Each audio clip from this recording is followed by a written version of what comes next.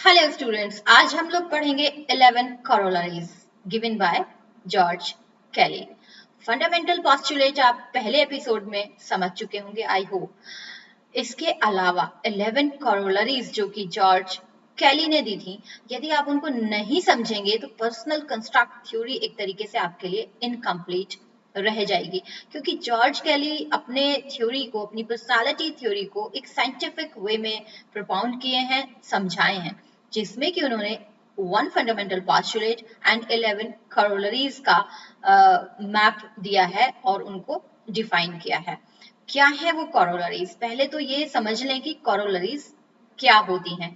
करोलरीज basically वो conditions हैं जो कि आपके जो कंस्ट्रक्ट हैं, जो पर्सनल कंस्ट्रक्ट हैं, उनकी कैपेसिटी को डिनोट करती हैं, उनको बताती हैं। कंडीशन आप समझ रहे हैं ना, कि यदि ये कंडीशन होगी तो दूसरी कंडीशन अपने आप ही सत्य हो जाएगी।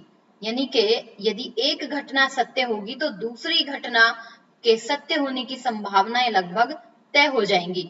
जैसे कि यदि सूर्य निकला है तो ये भी सत्य होता है कि दिन भी निकला है।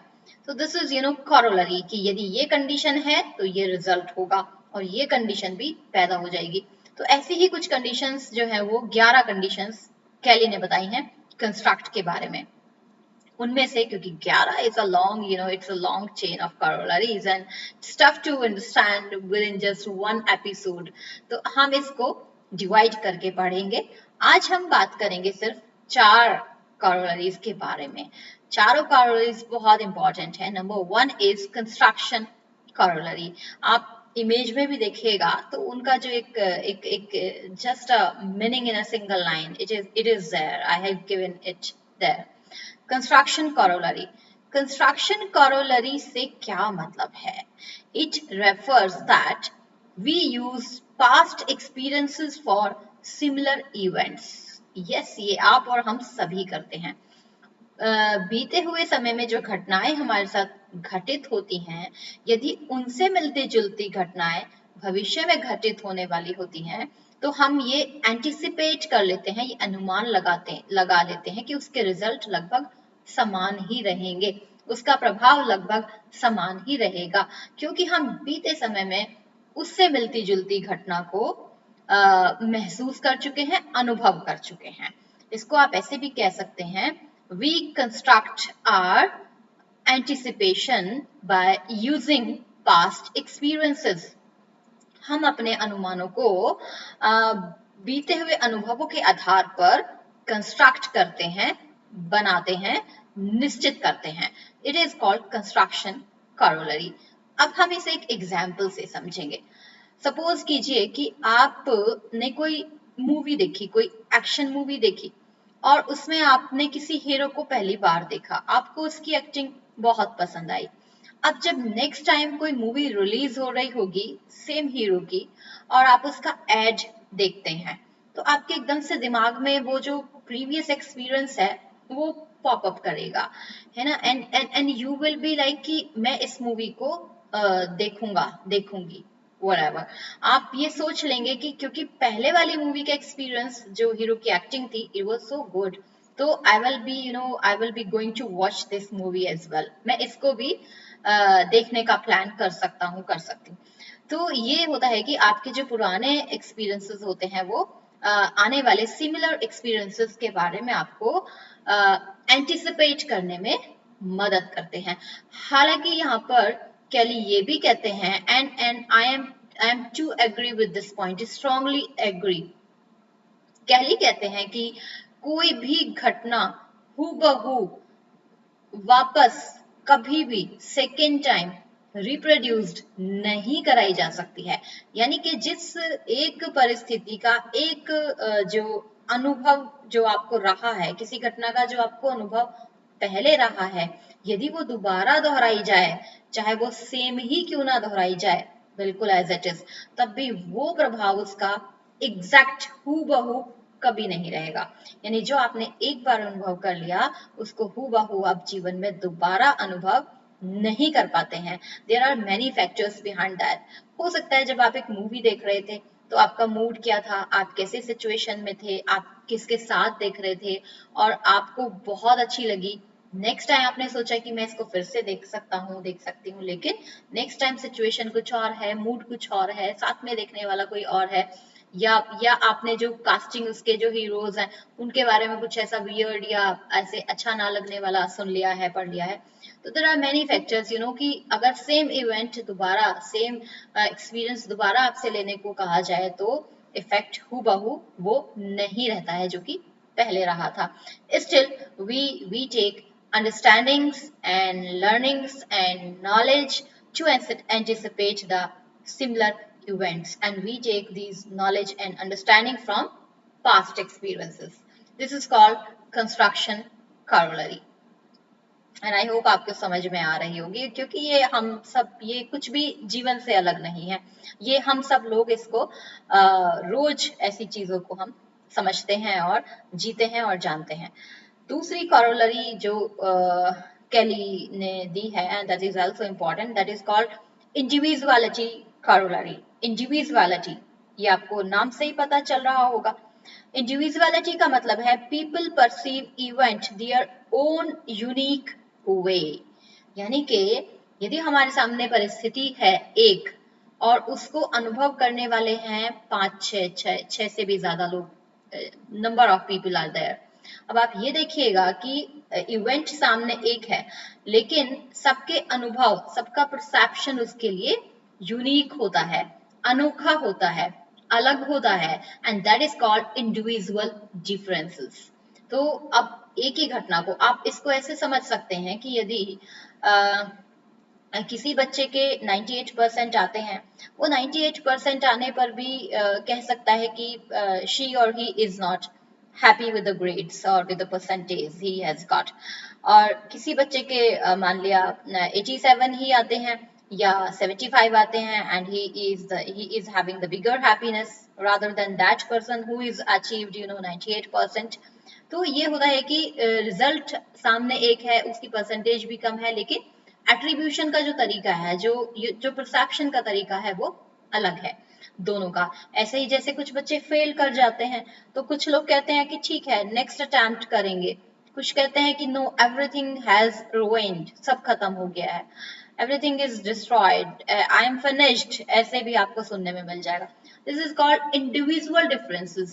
Individuality is there. People perceive event their unique way. तो ये है individuality corollary. Next corollary is organization corollary. Organization corollary कहती है कि constructs are interconnected. जो कंस्ट्रक्ट होते हैं, यानी एक कंस्ट्रक्ट दूसरे कंस्ट्रक्ट से कनेक्ट होता है, दे आर इंटरकनेक्टेड। कैसे? सपोज कीजिए आप किसी व्यक्ति से मिले और वो आपको अच्छा लगा, तो आप कह सकते हैं कि ये व्यक्ति अच्छा है। फिर आप उससे एक दो बार और मिलते हैं, तो अब आप उसके बारे में कुछ और भी अनुमान लगाएंगे। एग्जाम्पल के लिए आप सोच सकते हैं कि वो इंटेलिजेंट है, आप सोच सकते हैं कि वो ईमानदार है, आप सोच सकते हैं कि वो सच बोलने वाला है, और आप सोच सकते हैं कि वो हेल्पिंग नेचर का है, वो सहायता करने वाला है। तो क्योंकि ये आपने क्यों सोचा? क्योंकि आपने उसको बोला कि ये एक अच्छा व्यक्ति है, गुड, और आपने उस अच्छे व्यक्ति की कैटेगरी में कुछ और भी समान गुण अपने अंदर शामिल, अपने कंस्ट्रक्ट में बना रखे होंगे, तो आप उसको ऑटोमेटिकली, यदि वो अच्छा है तो आप ऑटोमेटिकली ये सोच सकते हैं कि ये सहायता करने वाला है, ये अच्छी नेचर का है, ये इंटेलिजेंट है, ये और भी जैसे जो बातें बताई थी अभी पीछे, तो ये उस टाइप का है। तो क्योंकि गुड कैटेगरी में आप इन सब चीजों को रखते हैं, गुड कैटेगरी में आपने इनको इन कंस्ट्रक्ट को भी सबऑर्डिनेट फॉर्म में शामिल किया हुआ है। तो कंस्ट्रक्ट जो होते हैं वो सबऑर्डिनेट फॉर्म में कनेक्टेड होते हैं। ऐसे ही यदि आप किसी से मिले और आप बोलें कि ये बुरा व्यक्ति है, तो बुरे में आप क्या बोल सकते हैं? ये बहुत कनिंग है, ये ट्रस्टवर्दी नहीं है, ये चालाक है, ये मैनिपुलेट करता है। ये आपके बुरे के अंदर आपने कुछ कंस्ट्रक्ट सबऑर्डिनेट फॉर्म में रखे हुए होंगे, आपके दिमाग में होंगे। जब आप किसी को बुरा कहते हैं तो कुछ सबऑर्डिनेट फॉर्म में कंस्ट्रक्ट होते हैं। कुछ ऐसी बात होती है जिनकी वजह से आप और ऐड पॉइंट करते हैं और उसको आप बुरा कहते हैं। अब यहाँ पर बात आती है कि ये जो कैटेगरी है, जैसे कि आप अच्छे में इंटेलिजेंस को भी रखते हैं, यदि कोई अच्छा है तो वो इंटेलिजेंट भी है, ऐसा आप मानते हैं, ये सबके पर्सनल होते हैं। हो सकता है आप अच्छे में इंटेलिजेंट को ना रखते हो, ऐसा भी हो सकता है, लेकिन सपोज आप रखते हैं। अब क्या हुआ, अब आपका कोई ऐसा अनुभव हो गया कि जो कोई इंटेलिजेंट आदमी था उसने आपको चीट कर दिया फॉर एग्जाम्पल। अब ये जो आपका इंटेलिजेंट वाला कंस्ट्रक्ट है ना, सबऑर्डिनेट कंस्ट्रक्ट, जो कि अच्छे वाली कैटेगरी में आपने रखा हुआ है, ये स्विच हो जाएगा।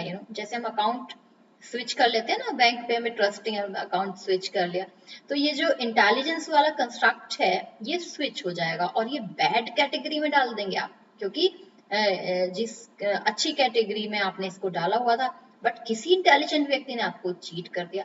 अब आप क्या सोच सकते हैं कि जरूरी नहीं है कि इंटेलिजेंट आदमी अच्छा ही हो, वो बैड भी हो सकता है।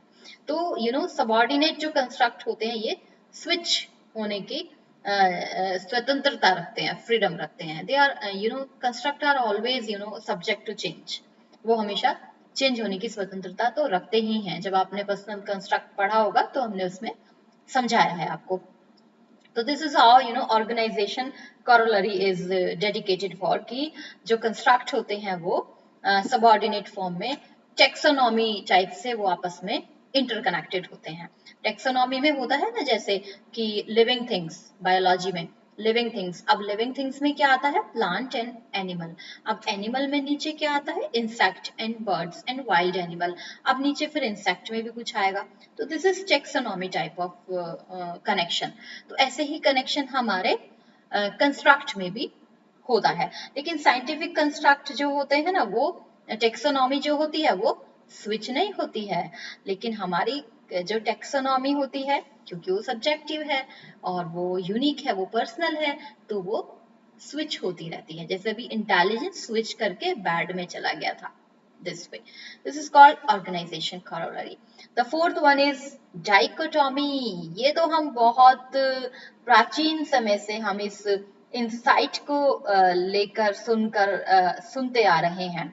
डाइकोटॉमी यानी कि कंस्ट्रक्ट्स में बाइपोलरिटी होती है, दो द्विध्रुवी आप उन्हें कह सकते हैं, दो सिरे होते हैं, अपोजिट पोल होते हैं। This is called dichotomy. और ये हमको समझने में बहुत मदद करती है।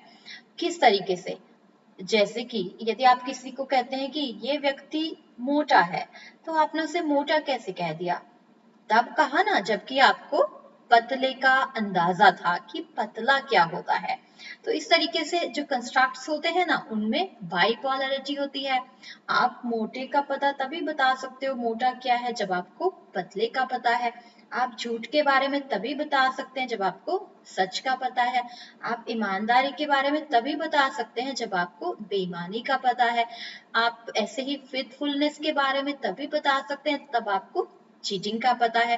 तो देयर इज बाइपोलरिटी इन कंस्ट्रक्ट्स। तो डाइकोटॉमी पाई जाती है। Dichotomy contributes a lot in understanding life and the events, in getting insight and knowledge about life and events. That is dichotomy, जो कि हमें चीजों को अलग करना सिखाती है, हमें ठीक और गलत रास्ते के बारे में बताती है डाइकोटॉमी। तो ये 4 कॉरोलरीज थे जो कि हमने आपको इलाबरेट किए हैं, समझाए हैं, पूरी कोशिश करी है कि आपको समझ में आ गया होगा। इसके बावजूद भी कोई क्वेश्चन रहता है तो I will be waiting for your queries and thank you so much. Bye bye.